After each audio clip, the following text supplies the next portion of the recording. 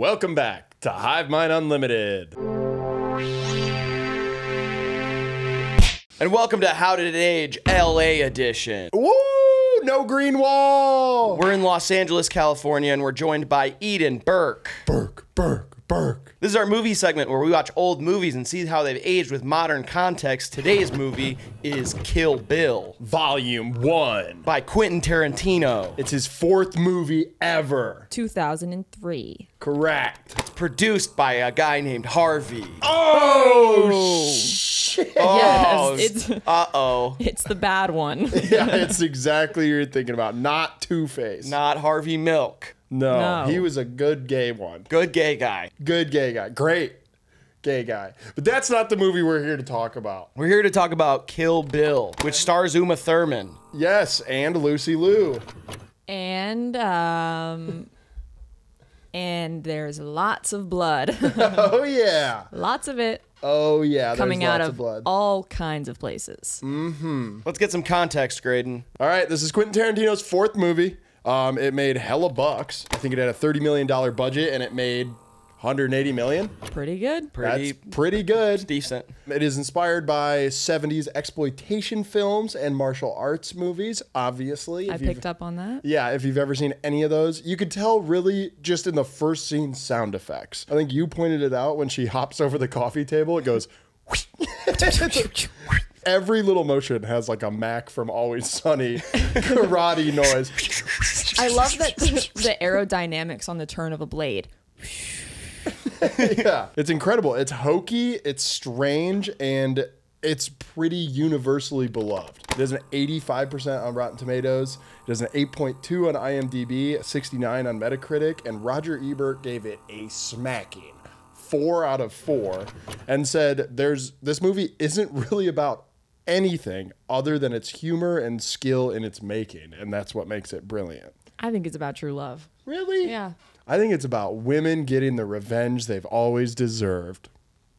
Like Diana the Hunter. Go on.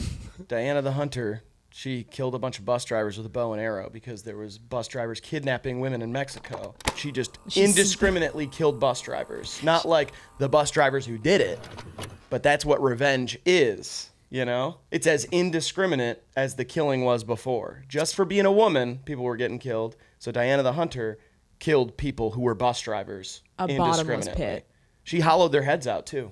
No. Yeah, she would leave them on the sides of roads. I wonder if like a bunch of bus drivers, like they heard the news, it was going around that there was, you know, a target on their heads and they went around like duct taping their heads or like some random with shit. Helmets on. Yeah. This movie is split into chapters. It's also split into 2, as we've talked about. It was shot as 1 and it was over 4.5 hours long. And we know Quentin Tarantino doesn't like making cuts. So he just split it into 2. Volume 2 came out 6 months later. And each of these movies is like 5 or 6 chapters. One of the chapters in Volume 1 is a full anime sequence, kind of O-Ren's origin story. And that anime is done by Production IG, who's a very famous anime production house. They made Ghost in the Shell in 1995, which Quentin Tarantino was not in. No, but Scarlett Johansson was. Yes. Yeah, I mean, of course. She played a Japanese robot. Controversial as it may be, great movie. Very good movie. The original is just awesome. Oh, it's so good. I love it. Yeah, it's perfect. It's like taking acid. I know you've seen this movie. Riley, this was your first time, correct? No, I saw it when I was 14 years old, but I didn't pay that much attention. I was in my friend's basement. Okay. And I remember thinking it was cool. Yes. But I didn't remember a lot of the details of it. And a lot of your personality is made up on this film, correct? Oh, I feel like I was born with this movie, like, in my bones. Ooh. Like I don't remember when I saw this movie for the first time, but I've always known it. Because it came out in 2003, the only explanation I have for the first time I saw this must have been in the hospital waiting room waiting for my brother to be born. That's the only time I could have seen it. Okay. Because that was my first memory, so everything else from there on out I have known and I remember. So that's the only explanation I have for it. Yeah, there's going to be little criticism coming from this section for this movie. It's also the only movie me and my mom can watch together that we agree on is a good film. Besides, it's complicated with Meryl Streep and Alec Baldwin. And that's a ripper. Which obviously everyone wants to watch that movie. Yes, with their mom. I had seen it a few times, and when I was younger, I had this weird opposition to this movie because my dad really wanted to fuck Uma Thurman, like would almost vocalize it as he was watching it. Or like maybe I'd wake up in the middle of the night and he'd be out like in a yellow jumpsuit in the room, like kind of watching this movie, kind of doing a Kill Bill Covered in blood. Yeah, covered in blood, doing like a Buffalo Bill thing. I like that. I had weird angsty teenage feelings to it, and I was like, I don't like that movie. It's weird, it's bad. And then once I came to terms with the fact that my father has had sex and is a sexual being in his own right, then I learned to love this movie. And have you had conversations with your dad about maybe like understanding where he comes from, like that place of arousal and sensuality and almost like a longing for Uma? Because you get it, right? You can Obviously, understand. yeah. I think he is attracted to violence or something, maybe. Or blondes. Or blondes, yeah. He did date a blonde for a long time. She was not good with a sword. She wasn't good with much. She was kind of a bitch. Oh, okay. I like when Uma Thurman says, to get even Steven. Going off of that, in that same moment when she's talking to Vernita in the kitchen and she says to get even, she would have to kill Vernita's whole family. Yes. She said, that would make us even. And then she goes, that'll make us square. She goes, Yeah, she does the square. so good. Yeah, for a movie that is like so focused on the combat, I think all of the dialogue is really funny. Yes. Like when there is dialogue, it's so well written and so leans into how funny this movie is. Like you don't realize how funny the movie's supposed to be until like halfway through. You're taking the idea of these like old 70s, 80s martial arts movies or just like extreme combat movies, and he's playing with that because he's executing it so well. And there are like the tropes, like there's, you know, when people fly in the air, they're like spinning 1,000 times. All the blood that comes out is like a fucking water fountain. And that's like a tip of the cap to like anime. And old martial arts did that, but he does that so well with that acknowledgement. And then there's just these lines on top to like, they're just, it's all like tongue in cheek. It's just very goofy. I love in that kitchen scene when she's done killing Vernita and the daughter's just standing there and she's cleaning her blade. She's like, it was not my intention to do this in front of you. And when you're older, if you're still raw about it, I'll be waiting. And then she just leaves. Yeah, I love that in the flashback in El Paso at like the bloody wedding when the two guys are walking up and they realize it's like a bloodbath. Yeah. And he says to the other one, maybe someone objected and couldn't hold their peace. Yeah. Just two detectives showing up. He's like, we got 9 dead bodies, including the bride. She's pregnant. And he's like, oh my, they're just their little back and forth there is so funny. Yeah. These Texas Rangers walking into a church full of dead bodies. I think we all can agree the best line in this movie is the baseball line. Yes, totally. Yeah. I love that line. You like samurai swords? I like baseball. Just pulls one out of his pocket, throws it, and then she slices it. It's so good. Love that line. There's one that I like, not for the line, just for like her tone, is when she's got Buck's head on the in between the door frame and she's like slamming the door over his head repeatedly and she's like, your name is Buck, right? And then she goes, and you like to fuck, right? She just like, you couldn't even watch that scene. No, I can't watch that. That was like a little too much. I don't know why that was so like that. And then when she slashes his Achilles when he comes in the door. That is brutal. Oh my God. This is the most brutal 2 minutes of the movie for me. So cheap too. I hate to say that, but it's like he's like selling unconscious people for like $75 an hour. It was 50. Yeah, he's not even like raking it in. It's just like petty cash to have sex with this nurse's patients. Ugh, so gross. It's so gross. It's so gross. There's one line that I hated, but I like came to respect. Just for like once I fully got a grasp on the tone of this movie, it like went from worst line to best line. And it's just when she says, silly rabbit, tricks are for kids, and it like jumps back and forth. Can we just break this down? Was there any reason they needed to say that? No. It's I've still come my to least respect favorite it line. too. But it's like surreally bad. Like that's what I like about some, like I'm not a big like combat movie type of guy, and so to me it's better when some of these shots are so stupid. Like I like that it's just over the top and dumb and meant to be funny. It's like somebody said it to me, like it's leans into the idea like this is a movie. Totally. Like it's not supposed to be real. Yeah. Yes. It lets itself be a movie. Yeah.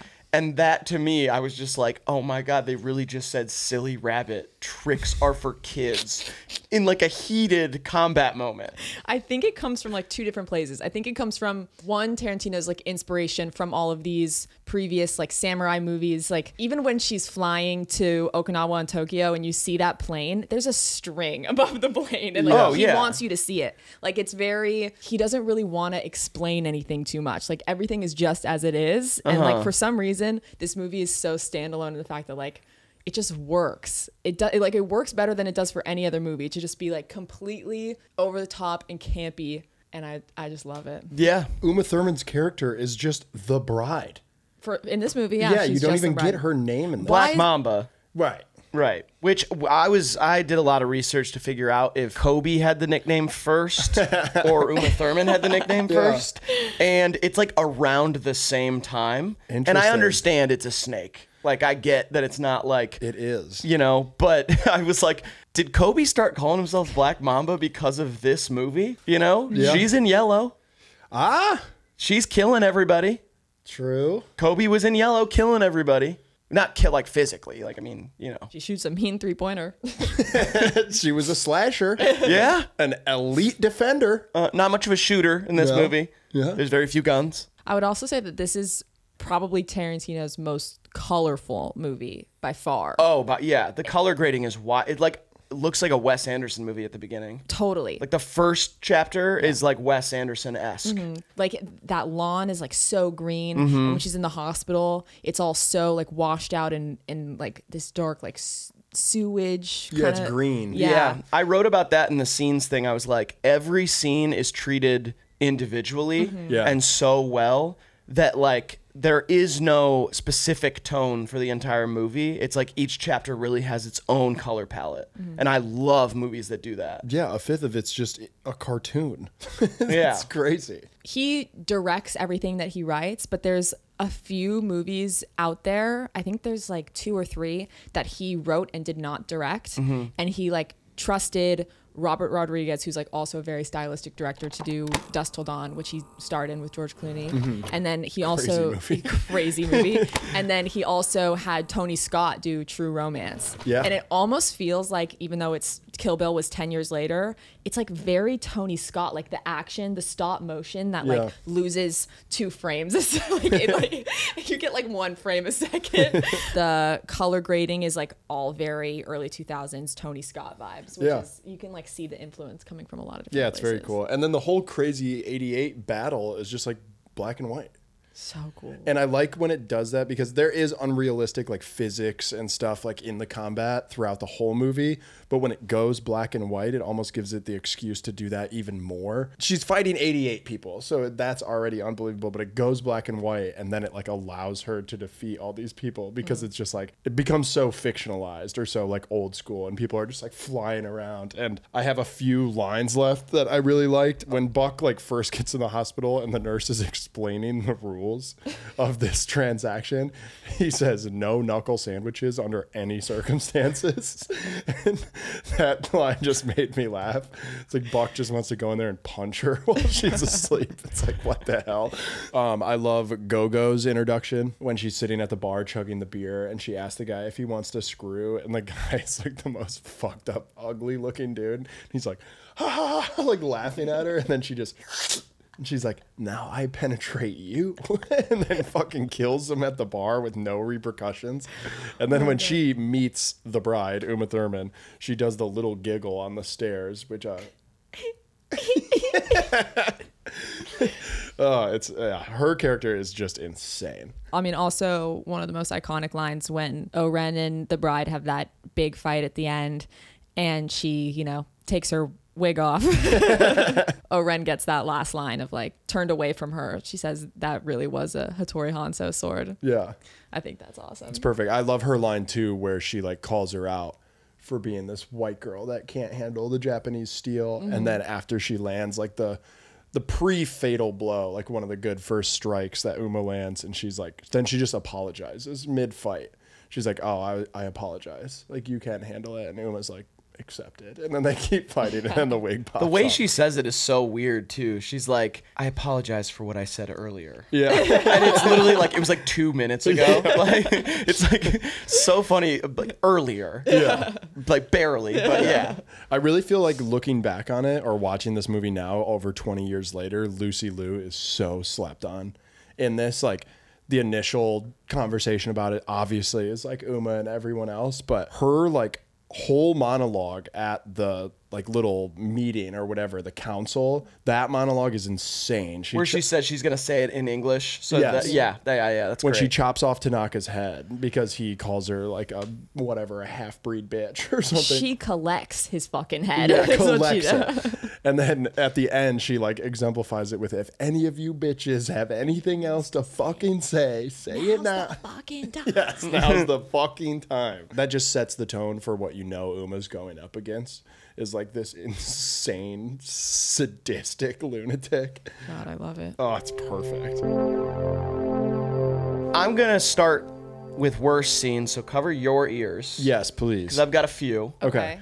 And these are based on personal preference. I will say I don't love the animation. I just don't. I wish that it was regular, like told, acted. It just doesn't do as much for me. I just don't like the animation style that much either. Like, I like some animation style, but this specific one didn't do it for me. That's just my personal take on it. Okay. I wrote that the blood spraying is like noticeably ridiculous in the movie, but it ended up working once I get to Have you ever had fun understanding. before? No, yeah. I'm telling you that I came around on it. Yeah. Okay. Like, I wrote it down in worst, and then Yes. I came back to it and was like, okay, I get what the movie's trying to do. I like it, but only in this context. Right. Like, at first I was like, all right. Like, when That's there's too like much. when there's like a head as like a centerpiece of the table and it's spraying red water. Have you into ever the seen air. a real head chopped off? You don't know what could happen. Have you? Why have you seen that? I'm just saying, don't rule it out. She's Jewish. What does that have to do with it? Every I Friday don't know. night. I've never been in a temple, but I heard crazy shit goes on in there. Shana Tova, by the way. Yeah. And also with you. Also with you. All right. I also wrote, and let me just make sure I get this right, when she's fighting everyone off at the end like Drake in the rap game, when push-ups came out, there are people just standing with swords behind her as she's slicing up other people. And I'm like, why don't those people just slice her? Is that a rule or something? Like, you can't do that. Because, yeah, she has her back to some people that just have blades, and they're just waiting for her to kill some of the other 88. I understand. You know what I mean? There are rules to combat movies. No, Yeah. totally. You know? There are rules, but I was asking if you guys know the rules, because I don't know them. Yeah. You can't hit behind the head in UFC, you know? It's a respect thing. Yeah, but there's a ref. There's no ref at a samurai fight. The ref is kind of the god of fighting. Yeah, You know? okay. And a warrior never strikes their opponent in their back.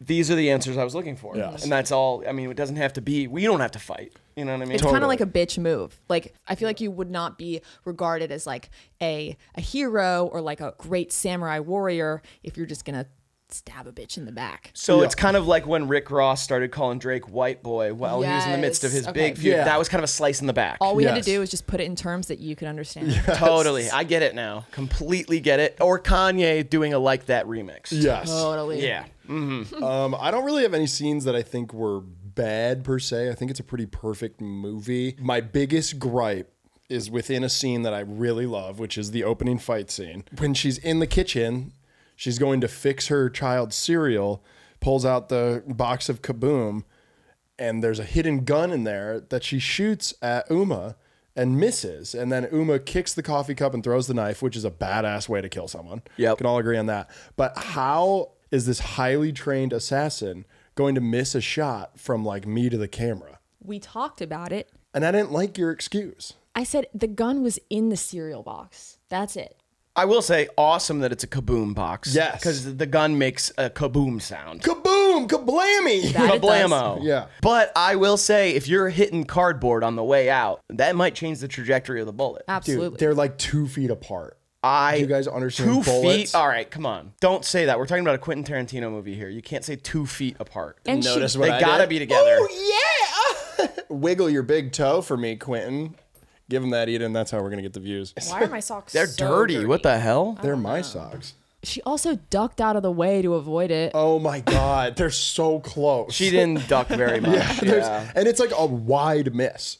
Oh, like if yeah. I was shooting at you, I like strike the wall over here. She's like, boom. Yeah. I don't know. That's my only gripe. And I know there's unrealistic like killing and whatever throughout the whole thing, but it's hard for me to believe that one of the deadly assassins just misses that shot. I do have one more thing for worst before Please. I get to all the praise of the movie that I know Eden's going to love. I do hate the slow motion losing frames shit.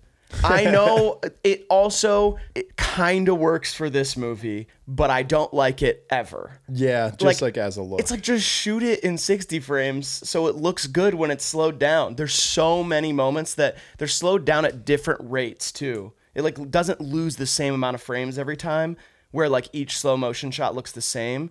It's like they just look like shitty slow motion shots thrown throughout. Yeah. And I'm like, it would look cooler if it was just done correctly. I think that's kind of the challenge of it, though, is to like fix in things that look really bad from all these high or low budget like spaghetti westerners and shit like that. Is like, let me take things that just these other people could only do and fit them into something that is actually stylish. Yeah. That's how I see like the snobby Tarantino gears turning. But who's to say? Best scenes. I think maybe I have one thing to say. Okay. Just one. But it's kind of big. I feel like at the end, when Bill is talking to Sophie, we find out that her daughter is still alive. And it's that big, like, and then we wait 6 months to go see part 2. Mm-hmm. I don't 4 years old. Yeah, I don't love it. Especially like how you find out that she is alive in the second one. It would almost be better to just have it be that moment instead of, does she know her daughter's still alive? Dun, dun, dun, credits roll. I don't know. It's just like a little cheesy to me. I like the way that they reveal it in the second part anyway. So like, I don't know why we need that. Yeah, it's kind of like when you come back from commercial in a mid-2000s show and it shows you the 30 seconds before you went to commercial. Previously on the OC. Yeah, it like gives you the shock at the end of one, and then when you go back 6 months later, it's like maybe some people don't even remember that, and then you get like another reveal. Yeah. It's like corny, but again, this whole movie is like, if it's not Tarantino, if anyone else makes this, like this movie sucks. That's one of my favorite things in TV shows now when you watch them on streaming that are from the 2000s is it'll be like right before commercial, something will happen, and then it'll come back from commercial and it'll show you that exact same scene. So you just watch a scene twice in a row because there's no commercials on streaming. Yeah, that's great. Everyone's attention span's going to shit. TikTok. Okay. No, it's not. It's fine. So scenes that are great. Eden, you want to take the lead? Let's see here. One of my favorite moments is when she walks into Hattori Hanzo's sushi restaurant and she pretends to be this like ditzy American that doesn't know any Japanese, and she's like, today I learned domo and arigato. And then she says that she's there to see him, and then they immediately go into speaking fluent Japanese with each other. It's so sick. You hear the glass break in the back. Yeah. It's like, I'm here to see you, and it goes, he doesn't even drop it. It's just like somewhere in the background. Someone else is like, oh shit.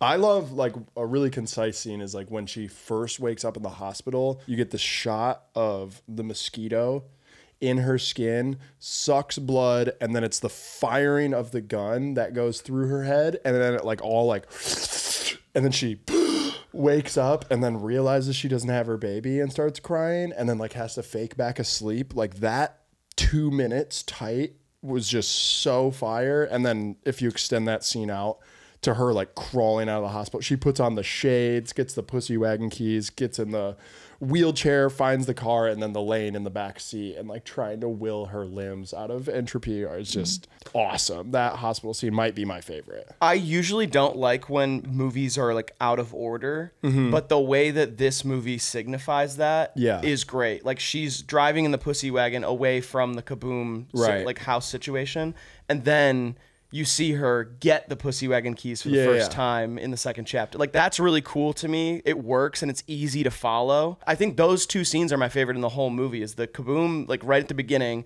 that scene is just so colorful and well done. And like, I love even the way that Uma's character is standing after she kills Vernita. She like steps out of the way, and the reveal of the child in the background. It's like so well orchestrated, Yeah. perfect scene. And then the Buck scene, it's disgusting, but it is such a perfect scene. Like his laugh. Oh, it's I think It is like it's such a stupid. I think it's Michael Bowen. He's been in like all Tarantino's movies, and he is just like he's the perfect character. It's for so that. funny. They ham it up so much. Like he's just like he's so like excited, grimy piece of shit guy. He says to her, what does he say? He gets on top of her and he's like, "You're the best smelling one I've had all day," or all something day. gross. As if he's on like number 5. He's like, "You're the prettiest little one I had all day," and I'm like, "All day? What the fuck? This guy's putting in work at the hospital, dude." And then another thing that I wanted to point out that I love that Tarantino does in this movie is the way he uses silence and space in the combat scenes is so awesome because it just creates humor out of like zero dialogue. Right. In that final scene where Oren and Black Mamba are like fighting, there's a time where they're kind of like in a stale standoff, just like holding their swords. And then in the foreground, you just see that little water fountain go.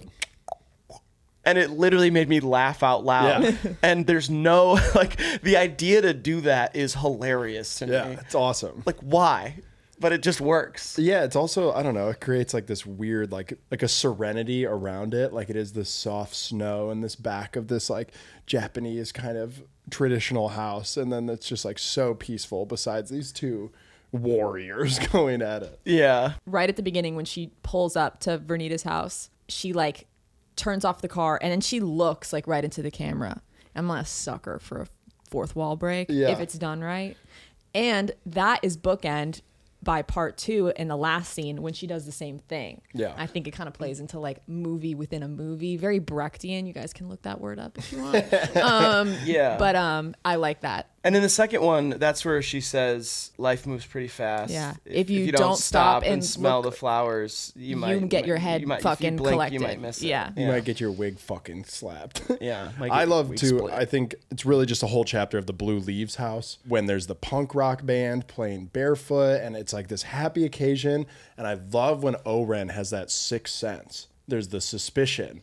They're at the table, and she doesn't even turn and look, but she fucking throws that little red knife through the paper wall, and it almost hits Uma, and she sends Go-Go over to look for her. And this is like the introduction of obviously the classic yellow shoes and the jumpsuit. You see it on the motorcycle, but the whole fit's there as she's like holding herself above, and Go-Go's like the classic, "Something's going on in here," and she like starts to slip for a second. She's like, and again, this is a highly trained expert assassin who doesn't know to look up. Yeah. They're like, this room's empty. It's like, doesn't look under the bed, doesn't look up. There's nowhere else. It's just like, all right, let me get that knife and give it back to the boss. And then walks out. I will say also, in that final stretch of fighting, all of that stuff, like the party into the final fight with Oren, it's like Uma's footwork is like she's like a clumsy white girl. Like everybody else is like whatever, and like the way that she jumps down from being up there,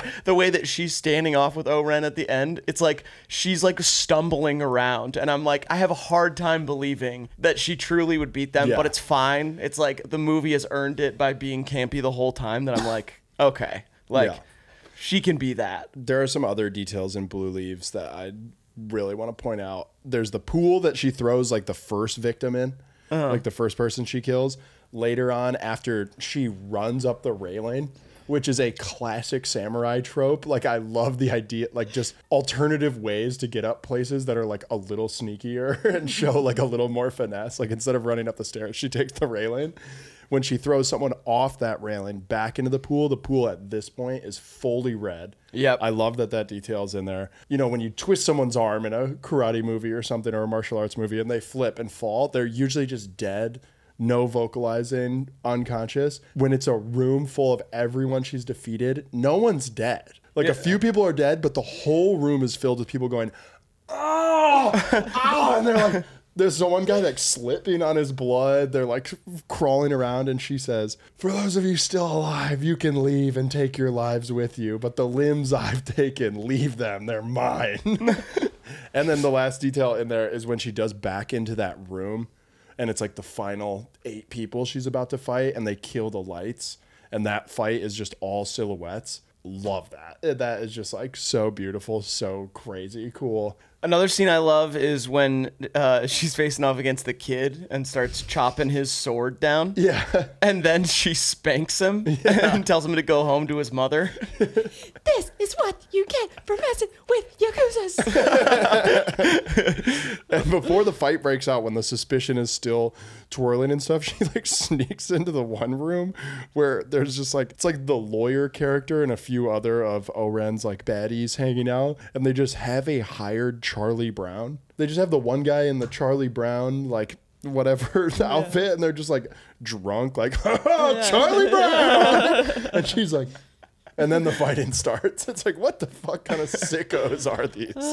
And then right before that fighting starts, that's when they use the Quincy Jones Ironside, which we'll get into in soundtrack, but fuck, it's a good soundtrack. That's pretty much the whole movie. All great scenes for the most part.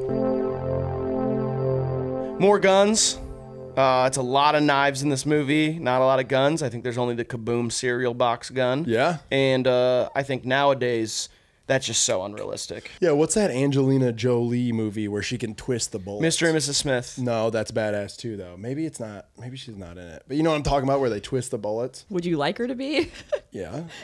I don't know. Recast Angelina Jolie. Yeah, there'd be more guns. They'd go to like Wisconsin to Smith and Wesson's house. And be like, I need a good pistol. And he's like, I don't make those anymore. I just watch baseball. I love the Brewers. You like guns? I like baseball. I'm not making you a gun. Throws it up.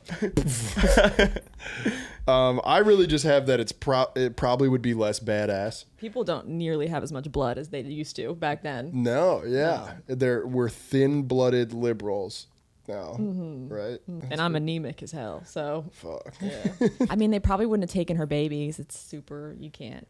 Like Roe v. Wade and stuff like isn't around anymore. Ah, yeah. Shit. So they would have had to have her keep it. Fuck. Well, I mean, it still lives. Those are those late stage abortions they're talking about. Mm-hmm. C-sections. Yeah, after they're born. Fuck. That's what they're saying at the RNC. Post-birth abortions. My dad tried to do that to me last week. Oh, dude, you were 29. Yeah, I know. He tried to choke me out, though. Ah. He said, I should have never had you. Your dad doesn't sound like that. I knocked his hand away, and I was like, dude, you are fucking weak. I think this movie would be called Eradicate William. Killiam Billiam. Killiam Billiam. Oh, Cillian Murphy could be in it. Oh, fuck yeah. Oh, he's so creepy. I want to put him in everything. Put him in my mouth. I just have Scarlett Johansson as all the Japanese people. Zing, zing, zang. Take that one, ScarJo. Maybe one Emma Stone appearance, just for Okay. like the. Oh, yeah. Yeah. She is Japanese. She looks Japanese enough. Well, she also partook. Don't you know she did that? She played a Hawaiian woman. A native Hawaiian. Aw, good for her. Yeah. She has range. I've always said that. I thought you said Lily Rose Depp would play a great Uma Thurman in a remake. I think I said no one wanted to see that when you brought it up. I have been seeing it a lot in my head today, and I'm loving it. And The Weeknd is Bill. Oh, say less, queen. I just wrote Henry Winkler as Bill. I just think that's funny. I know you don't see him in this one, but if you're watching this because you've seen it or you've watched one, I assume you've already watched two. And for some reason, his little funny face to me as just this maniacal, evil leader of a gang of female assassins is about the funniest thing I could think of.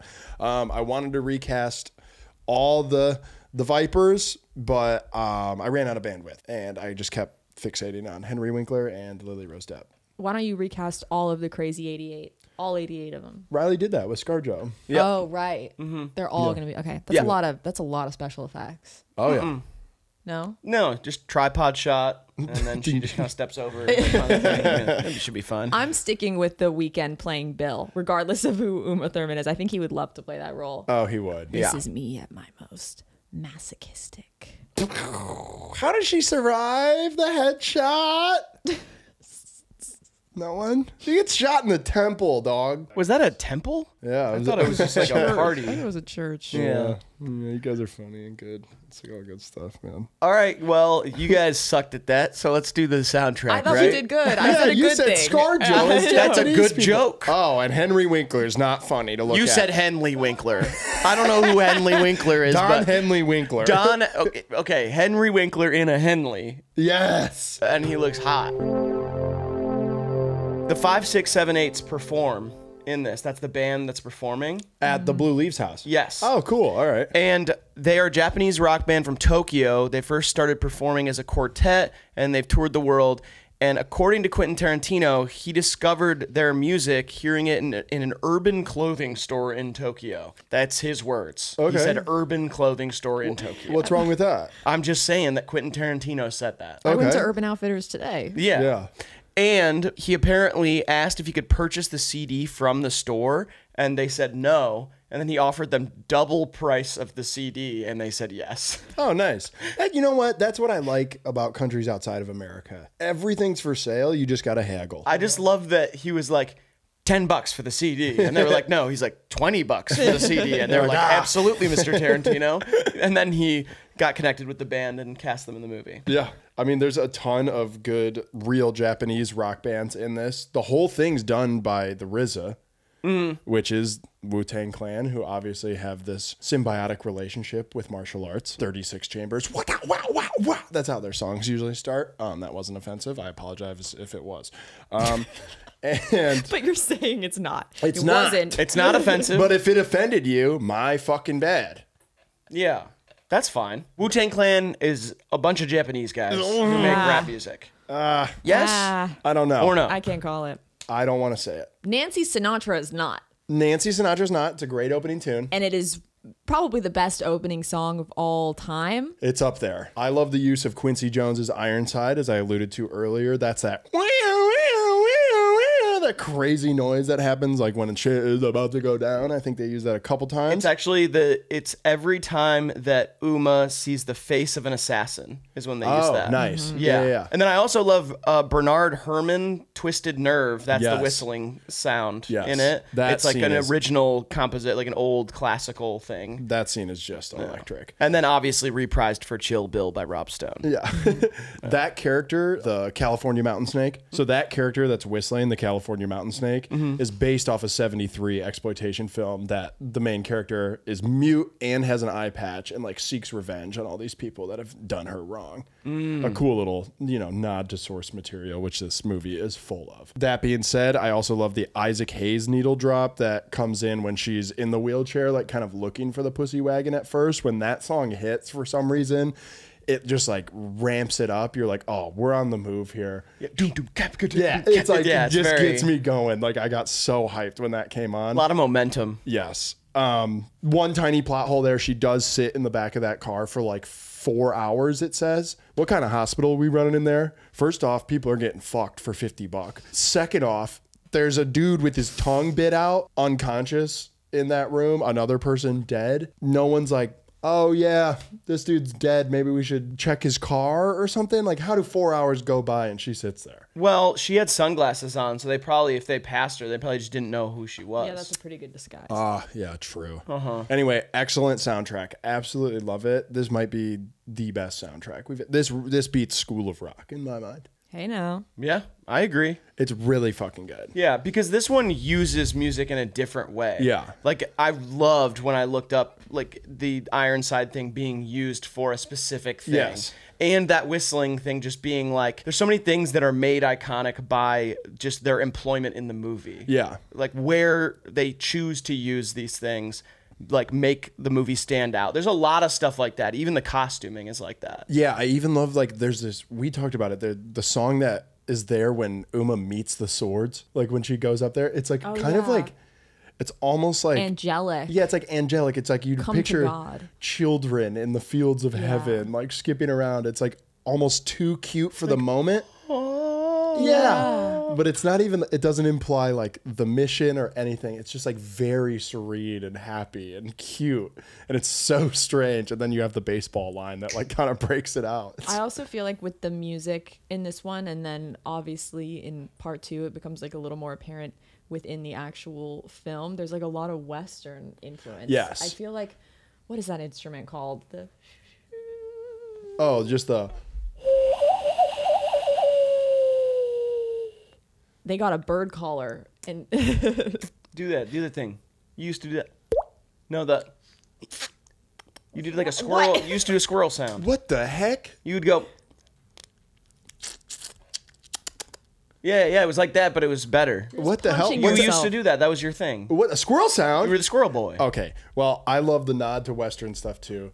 Especially like you're in this deep. What am I, chopped liver over here? I never did a squirrel Can you sound. believe this? I You're just wanted in to do a this. squirrel sound. I'm trying to keep things going. I'm just trying to have some fun, and then all of a sudden, because these two are spoiler alert, these two are dating, and they just go back into a conversation about the movie.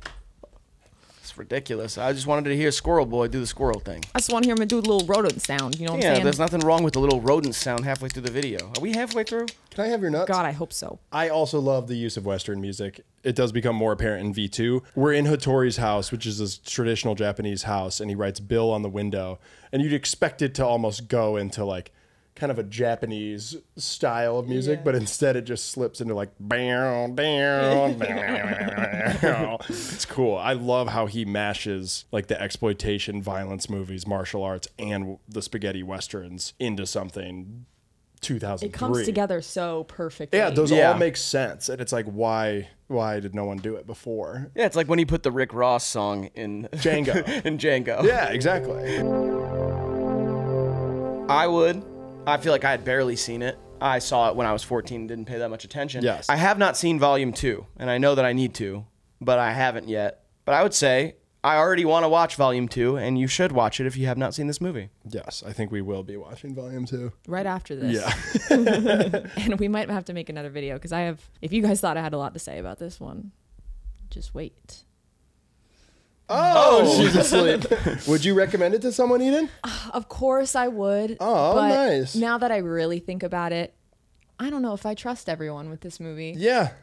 And I'm not looking at you. No, you- like I don't trust yeah, you. don't say I mean, that. I am looking at Don't you. say you're not looking but at me when you I'm are. not thinking. I'm not thinking. Yeah, I get it. I will say, okay, we watched this movie. I was writing notes the whole time. And right when it ended, Eden was like, great, you hated it, blah, blah, blah, blah. I was like, no, I might not love it as much as you, but that pissed her off enough that I haven't seen her for 3 days until we filmed it. Yeah. When I watch this, I can't imagine anyone not having like a visceral reaction, a come to Jesus, like, oh my God, like sweating through their shirt moment. Right. And you were just like, So you're not Jewish anymore? you can still come to Jesus. Really? Yeah. Whoa. You're Jewish. Oh, he was ripped. Yeah, he had crazy abs. I said this to Eden afterwards, but like, this is just isn't my type of movie. That being said, I loved it. It's just like, combat doesn't get me off. You know, you guys seem to get off the combat. When it's I don't. When it's done really well, it's just so fucking fun. And It's a great movie. I would recommend this to someone who hasn't seen it, specifically to people who like have a bad idea about that genre, because I think I fell into that so much, like cynicism over action movies. I was like, oh, this shit sucks. If a movie's whole theme is action, like that takes away from plot, character development, whatever. This really is, as our guy Raj said, like just an exhibition of like how to direct something so excellent that like you can't take your eyes away. This movie's not about anything. You don't even really get a lead character's name to the second one, but it is just like the execution of all these different shots and how they link up and the acknowledgement of source material that is just so fucking fun. And like that's what makes a great action movie. If I'm going to show this to someone, I have to be prepared that I'm not going to feel the same way about them. Oh, yeah. Depending on how they react to it. Totally. Which isn't the case for all movies, but ones that you feel strongly about. It's kind of like politics, you know? Yeah.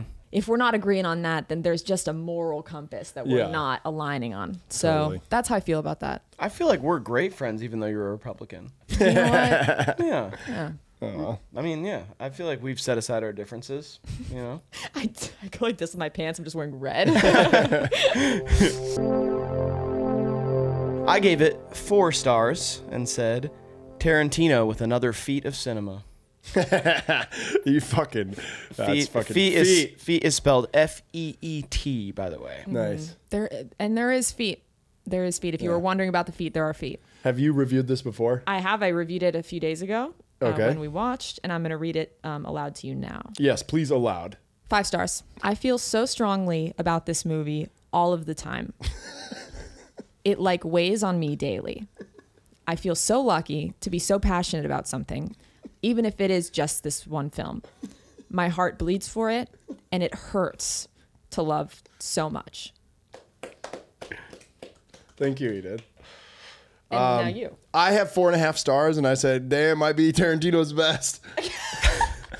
Oh, cool. Yeah. Yep. There's only 2 movies I've watched in the last 6 months that have come that close to gracing the 5-star ratings. Can we just go on one tangent for 1 second? Please. If you guys have the time. Sure. Is there a better Tarantino movie than this? I think this is a good debate to have, honestly. Real quick at the end. Riley, we'll start with you. Is this the best Tarantino? Well, I haven't seen all of them. Okay. And I feel like I'm more basic than you guys when it comes to Tarantino. Like, to me, the most fun Tarantino movie to watch, for me, most fun, is Django. I think it's like super fun movie. But I mean, it's fucked up, but it's like it's like fun to watch though. And I think Inglourious Bastards is great. Love Inglourious Bastards. And I will say, I feel like I've been on many different sides of this debate before, but at this point now, I think Pulp Fiction is overhated. Oh, like it used to be like overrated. Like people would say it's one of the best movies ever, and then now everybody thinks they're so interesting to be like Pulp Fiction isn't that good, and I'm like, no, it is. I think good. That's actually a great point. It's like a 4.5. That movie's like, fucking perfect. It's amazing. Yeah. And I'm a dialogue guy, so like in Pulp Fiction, it's just like there's so many perfect scenes. Like they're just talking at each other. I like when a movie is just people talking at each other and it's really clever. Let's start with the ones that it is obviously better than. Okay. Hateful Eight. Get fucked. Once Upon a Time in Hollywood. Wait a second though. No, I was gonna say I wanted to end my little piece with I have become such a defender of that movie. Really? I am a hardcore Once Upon a Time in Hollywood lover. I like that movie more than Kill Bill. I do. Sit down. We got it. You asked for this I've debate. Heard enough. You asked for this debate. Enough. Is it better than Reservoir Dogs? Yes. I think so too. Is it better than Jackie Brown? That's a really close one because I love Jackie Brown. These are his 3 movies where really 2 movies, let's just say Kill Bill's 1, where you have a female lead. Those are his only 2 movies out of his whole filmography. Yeah, you're right. Which is awesome, and I love the character of Jackie Brown. Uma's aesthetic and everything is great, but Jackie Brown's character is like more fleshed out. I think I like Jackie Brown a sliver more. I think I like Pulp Fiction a sliver more, and then Kill Bill comes in right there, tight in third. Inglourious Bastards? Not better than Kill Bill, but I love it. It's it's totally kind different. Yeah, it's totally different, and I love those characters. And I love Brad Pitt, the way he fucking talks in that. Nazis. I think Kill Bill comes in at 3. That's my final word on that. Thank you guys for having me. I love this segment that you guys do about movies. It's fucking awesome. Thank you for popping the dogs out for this one, Eden. Quentin's going to love that. Thanks for watching. Join the Patreon if you want to know what movie we're going to watch next. We'll drop that a week early so you can have fun with us. Join our little movie club. You can also become a member on the main channel, HIVEMIND, and you will also be able to see what movie we're watching for the next episode of How Did It Age. We also have a new newsletter. It's linked in the description. Subscribe to that to see what we're up to. There's a new issue of that coming out every Friday at noon Eastern time. It's powered by Beehive. And sometimes when I go to see a new movie, I'll write my own little movie review in there. So much stuff. Alien Romulus. Oh. And thank you, Eden Burke, for joining us. You should follow Eden on Letterboxd and Instagram. That will be linked in description. And thank you, Graydon, for joining us. You should check out his new web series. It follows what is it again? It's a fly fisherman who's blind and has 4 knuckles. And is haunted by a little Victorian girl. No, that's just a myth. We're going to get to the bottom of it next week. All right, this has been Hive Mind Unlimited. This has been How Did It Age? This has been Kill Bill. This has been Eden Burke and Graydon Weaver. Let's get out of here. Bye.